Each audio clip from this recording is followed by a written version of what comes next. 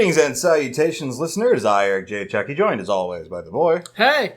This is the Two Nerds Podcast, and while I cannot guarantee our episode here will be as interesting as this podcast has no title, just cat and guinea pig names, this is one we've been hyping for a while. Yes, it is, and for good reason, ladies and gentlemen, because we're about to talk about my compatriots here, his favorite D&D race. That's said in jest.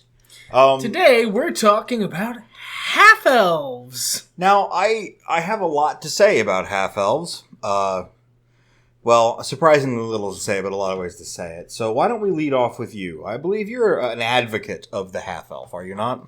No, this is like a reverse Avengers 1. I don't hate the Half-Elf. But I'm not like a humongous fan. Well, and to that extent, I don't actually hate half-elves. I do for the meme, but they're extraneous. They're not necessary, and they're weird. I don't know that I agree with that. This is going to be one of the ones where we disagree a fair amount, which is neat. I feel like their place within the balance spectrum is good. A race that benefits being a skill monkey. Nothing wrong with that. Charisma bonuses are nice to have, although we do have that through the tiefling now. But, you know, the more the merrier. I don't... Look, listener, I understand why they're there. Tolkien said so. Much the same way as I understand why we have half-orcs instead of orcs, because back in day, as the Grognard will tell you, orcs are only evil, elementally evil, conjured up from the very pits of hell itself. So if you want to play an orc, it has to be a half-orc. Orcs are Melkor's really bad hand turkey drawing of elves. Yeah, you needed that excuse to play an orc, for them to be a half-orc and have subhuman traits. I'm not huge on that. Most of the time in our games, we just call them orcs. Yeah, I just call them orcs because I'm not going to get into it much. I don't think... Have we already done half-orcs? No, that's probably the next podcast, actually. Okay, we'll leave it for the half-orc podcast. I got issues with not just using orcs. But, for half-elves, I don't think it's a Tolkien thing, actually. I don't think Tolkien is the reason we have a half-elves. I think Weiss is the reason we have half-elves. I think the Dragonlance novels are the reason we have half-elves. That's fair. Because of Tanis Half-Elven, one of the main characters of those novels, who is half-elf. Well, we also had Elrond, so... That's true, but he was just an elf. Sure. Like, they just called him an elf. And, like, Arwen was just an elf. Yeah. And that's... This is my biggest take on it, okay? This is the thing that bothers me. I don't understand why this is a core rulebook class. If you want to have half-elves, fine. Let us have half-everythings. Give us a supplement or an Unearthed Arcana or whatever that allows us to squish and mix and match these species that are logically compatible. They are standard pattern humanoids. They should probably be able to breed. Sure. Why only elves and humans? And I know there are others in esoterica out there, but come on. What do you call a half-halfling? A quarterling? Sure. A tall fellow? Maybe that's... Yeah, call him a tall fellow. Yeah. Maybe quarterlings are what they get called, like a slur. And I don't personally... In playing or playing for, or playing near a half-elf, it is very rare that I run into what is their purported character motivation, in that they're stuck between two worlds. Oh, there's a reason for that. I'm your DM and I don't like that. No, historically. honestly, you're the only DM who's done it any justice. And you weren't even really running them as half-elves, just disenfranchised and oppressed people. Yes. Who had some Fey lineage, which I was fine with. I really like that take. That's usually how I do half-elves. I will do half-elves in one of three ways in my campaigns. He knocked over a thing and he's slightly embarrassed. I will do half-elves in one of a couple ways in my campaigns. I have races who are, like, peoples who are of elven descent. Right. You know, they are mixed elven and human descent, and it's one of those things where the amount varies. You know, in descriptions, you can decide how much like an elf your person looks. And then, literally, one parent was an elf, one parent was a human. Discuss. I have those second ones. The second option be actually a little rarer. Which makes sense to me. Yeah, if you're running into someone who is of elven descent, who has Fey lineage, that's usually how I'll phrase it.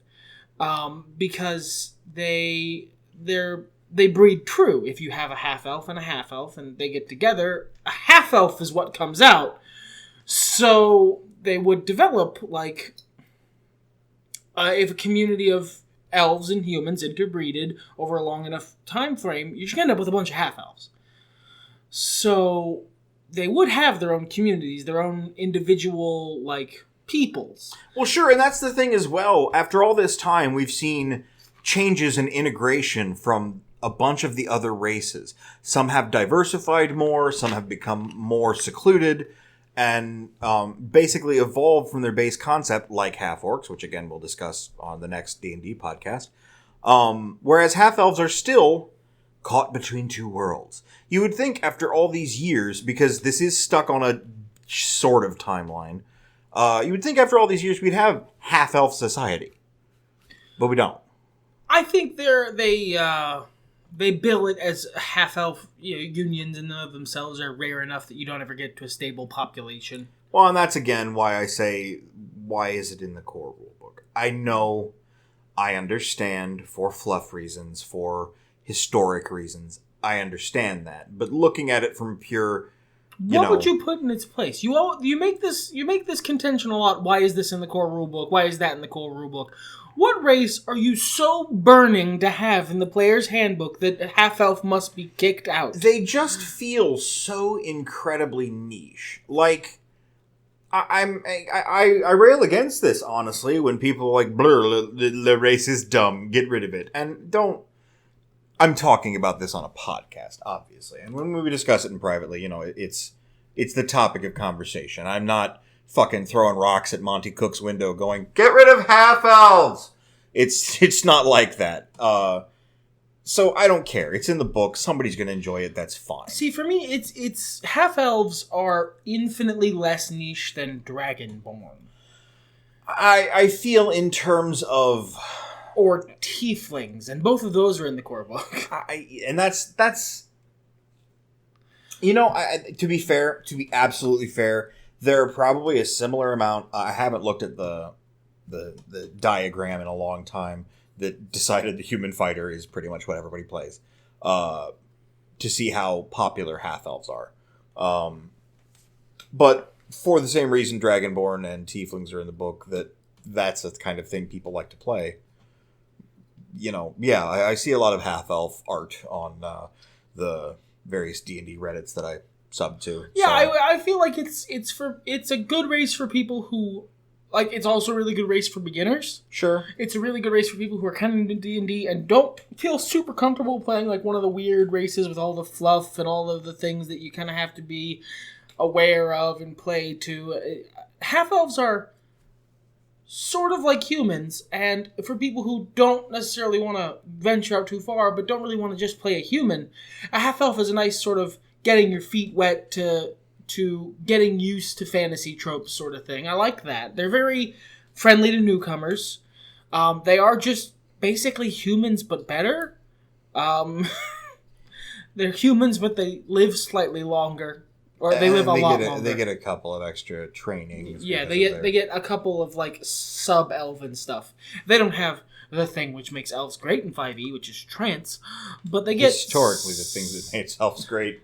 But they get some stuff, and they have a longer lifespan, and it's an interesting, like, flavor to add to what would probably otherwise be just a human character.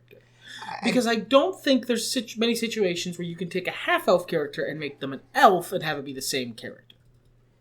Perhaps. And I mean, we are, of course, talking within our preferences and experiences. What else can we talk from? Because,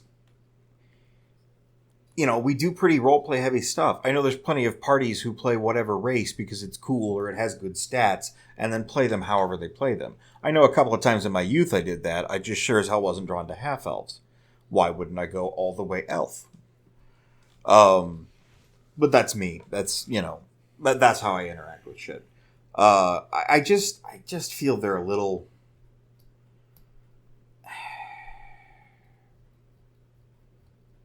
At whatever point they were inserted, they felt very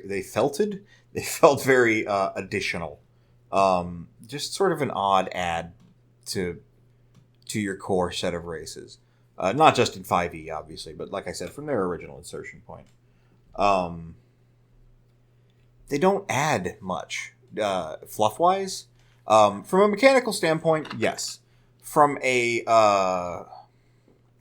meta standpoint, as you just pointed out, I can see it, sure. I don't know. They're just sort of an odd fit, I feel. Now, all that said, I am playing a half-elf right now. Yes, he is literally playing a half-elf, a half-drow specifically. It was done almost entirely for stat reasons.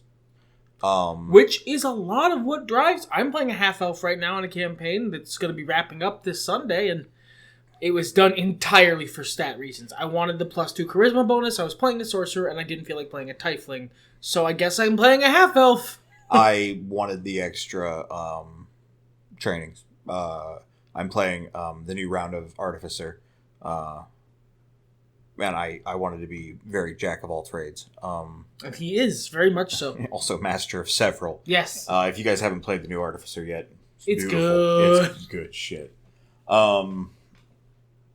But I don't know. I don't feel half-elven. My character is, and you definitely make efforts as a DM to integrate his lineage into the narrative. Yes, I've made your elven parent a central facet of the campaign. But I feel like that lineage could have happened no matter what. If I was a dwarf, we could have had the same setup.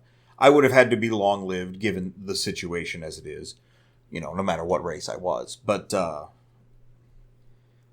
it's not as huge a thing. I honestly had more of the half-elven interactions that you would expect when I was playing a tiefling. The casual racism and that sort of thing lobbed at me, and being oblivious to it, which was pretty fun. But not that I'm ever really looking for that in a character anyway. You know what I mean? Like, I don't know. It's half-elves are weird. I look at them and I go, what character could I build that's a half-elf? Starting from that mindset, mm-hmm. I don't know. Now, like I said, the way you do your Fey lineage race that uses the half-elf stat block, which perfectly makes sense, I like them. I could see myself building 2 or 3 characters at this point from that. Because I have a couple different cultures that are that have that modifier throughout the various parts of my big setting. And I've done of the actual straight up half elves I've done.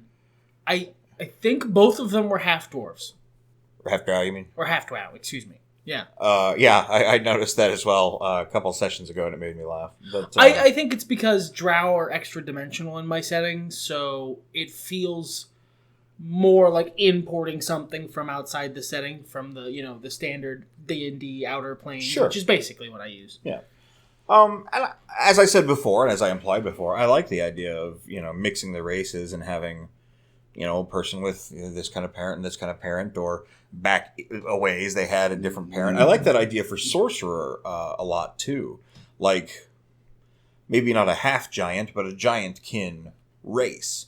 Or maybe you don't get the big booming spell effects like the sorcerer class does, but you get a little bit of that, maybe you get a strength bonus. Maybe you have the bigness trait that they give big creatures that can't be large powerful sized. Build. Yeah.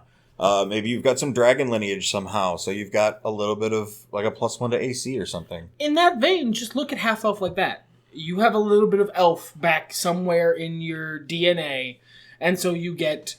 You live a little longer and you pick up some skills. Well, and honestly, that fix is basically what you've done to your version of the race. And that's fine for me. That much of it is, okay, I get it. Whereas, as presented in the book, it tends toward mom was an elf, dad was a human, or vice versa. And that just makes me go, what? I find that endlessly interesting because... I don't know why that makes such a humongous difference. I'm not 1,000% sure. I guess because I grew up in a place and situation where your parentage wasn't a thing that anyone gave a shit about. So, like, that doesn't... I don't even begin to understand where to build off of that. Furthermore, in the fiction I was into, for the most part, most of the characters in those situations weren't caught in that half-elven scenario. I now like Alistair from Dragon Age. He's half-elvish. Spoilers for a game that's like 10 years old at this point. Older. But that in and of itself never really comes up. They mention it, but it has no bearing on anything. Well, that's because they don't do half-elves in that setting. Sure. They're just humans. It's if a human and an elf get together, what happens is a human. Which, okay, fine. That's slightly less interesting, but okay. I agree. I don't know. And I make jokes about it. And I think that's how it's gotten to the point that this has been the hyped podcast, because it's amusing to me and to other people, my distaste for half-elves, my frustration with trying to make a half-elf. We laugh long and hard about how a couple of frustrated character creation sessions I didn't want to play a halfling or a gnome, especially not as a magic user. So this in similar vein...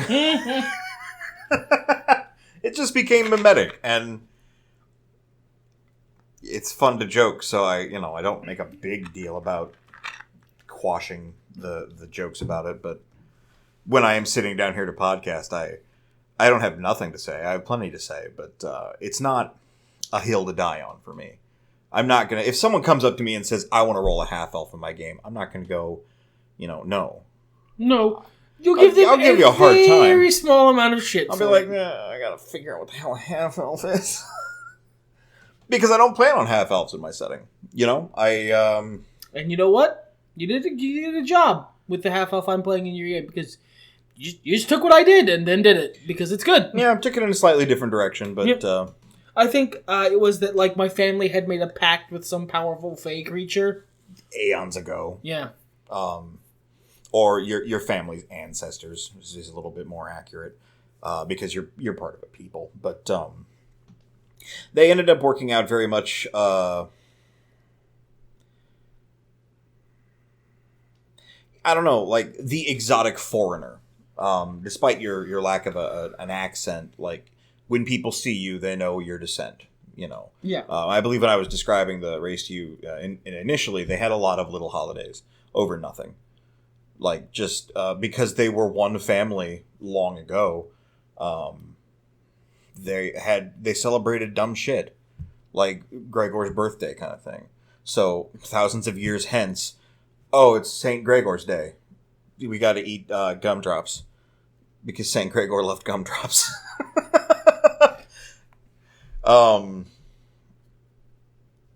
So, but I can't say that I'd use that as half-elves in all of my campaigns.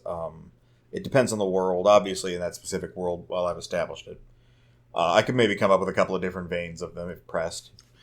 Just for the audience's sake, just in case you were wondering, the half-elf I'm playing in his campaign is based visually very, very large. I took a lot of inspiration from Bernard from the Santa Claus. Yeah. That's basically what I visualized when we set him up. Very dark hair, Dark features in general. Bright clothing covered in bells and jingle jangles and shit like that. A family that made a pact with a powerful Fey entity and came into power because of it. Yeah. It's a Christmas elf. It is decidedly not cold where you're from. And That's also... further north. Yeah. But, so, to that end, to sort of spin this around, I don't have a wealth of amazingly positive things to say about half-elves. Yeah. And if I may, as you collect your thoughts here, I think what you say about, what else would you put in that spot for half-elves rings of a problem in D&D, if not specifically 5th edition. We're kind of lacking things for that niche. It feels like if you want to play a strength character or a dex character, you've got a lot of varied options. Or a wisdom character, good lord.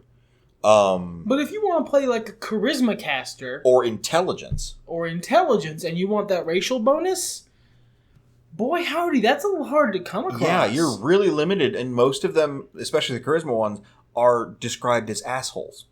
Yeah, who are just charismatic, because I guess assholes are more charismatic. Look, Mr. Cook, maybe go to therapy.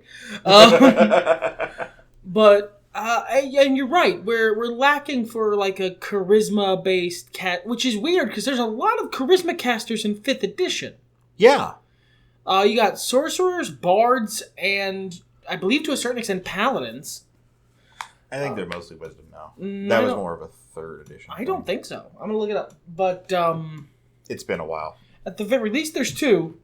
And then, of course, there's wizard, which, fair enough, there's only the one int caster in 5th edition. It's wizard. At least in the PHB.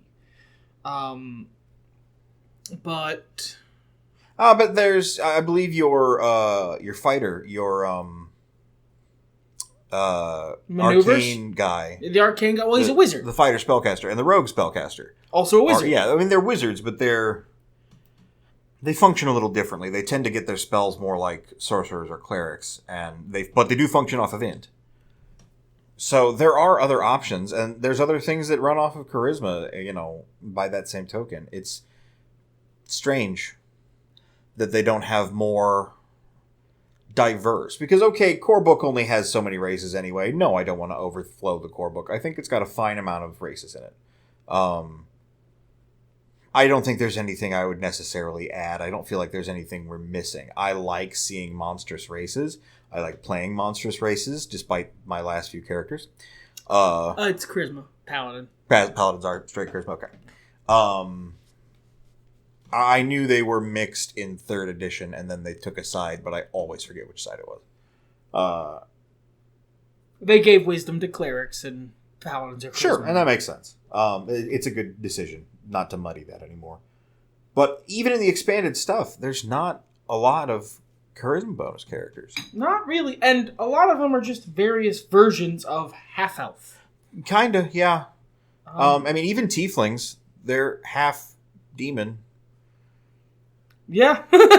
Well, they actually are what I did with half-elves. They are of demon ancestry. Yeah. Or devil ancestry, as the case may be. Let's actually take a look here. Back up our stuff here. This is all of the currently released that I can find. Let's see if I can throw in a bunch of this. Yeah, we're gonna throw in like the plane shift things. Actually, there's a bunch of those. Never mind. I mean, throw them in there. Screw it. What do we got? 6 minutes to fill, my friend. That's fair. This is all of the stuff I can find that is a +2 charisma bonus. Which, if you're being real mechanics guy, this is what you want for a race, right? There's for a sorcerer, or a bard. Aasimar, Fallen Aasimar, Aetherborn, Changelings, Half-Elves, Merfolk, Siren, Tiefling. Tiefling.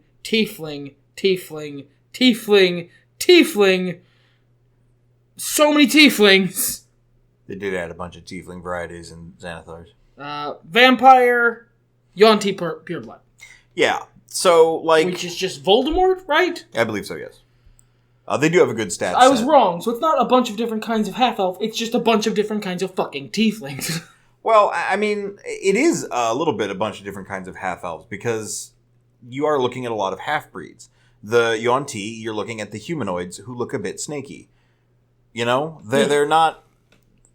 They don't have a lot of... And especially with creatures like Yuan-Ti purebloods and vampires, you start to go, how do I work this into a regular campaign? I actually, though I don't see a lot of DMs complaining about gnomes and other, verboten races much, I do see them saying no changelings.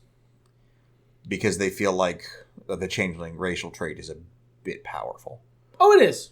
The changeling racial trait is, I've DM'd a changeling, it's broken. Full stop. It's a second level spell at will.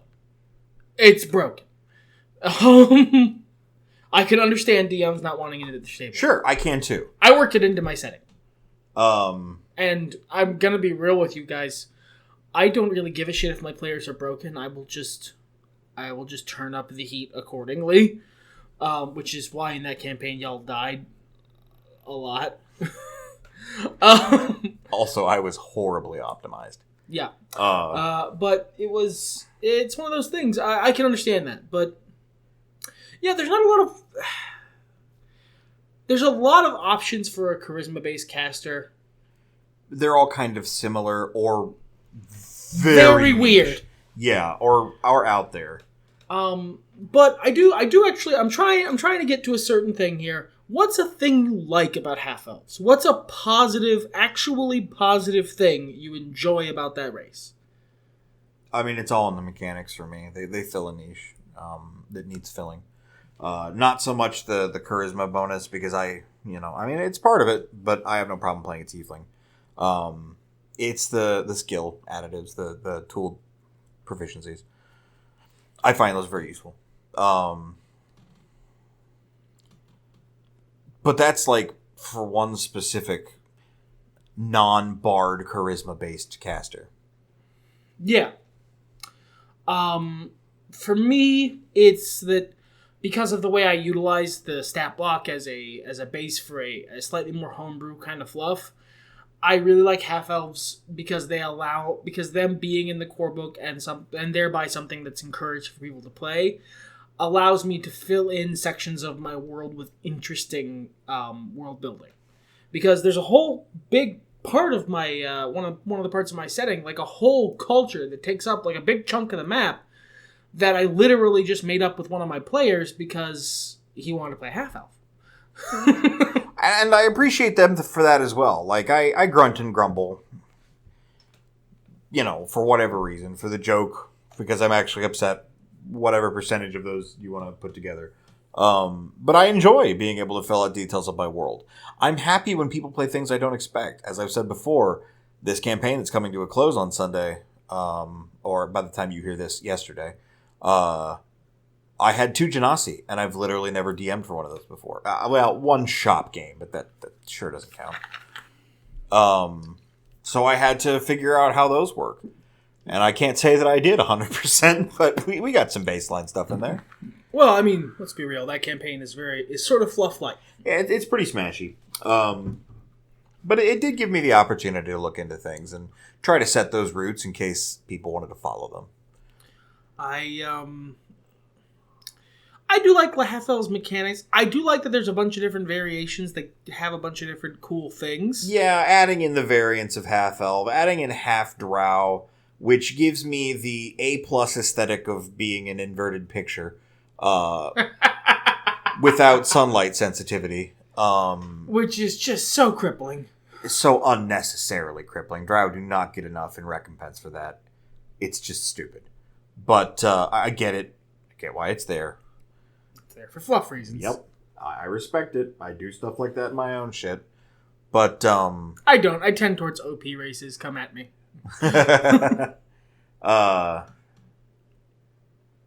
That's about the biggest thing I've found. And probably also part of what gravitated me toward playing a half-elf right now is that, I can get that swell drow aesthetic. I can have those connections, but I'm not hampered by my choices inherently.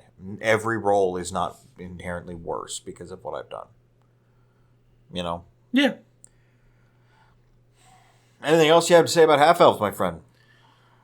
Not much. This was always going to be mostly your show because I don't actually have that much to say about them as a race. I could probably talk a little more at length on some minutia and ideas for other stuff. I feel like holistically Half-Elves are not a great design choice or an underexplored design choice. I think this needs improvement either way. If you were the one doing the testing for 5e, you would have had notes, is what you're saying? Yeah, I definitely would have. But that said, like as I said before, I'm not gonna tell you can't play a half-elf in my campaign. I really honestly don't give a shit. I'm just unlikely to play one. I think this is my first half-elf ever. And he's doing a great job with it, so... Thanks. Yeah.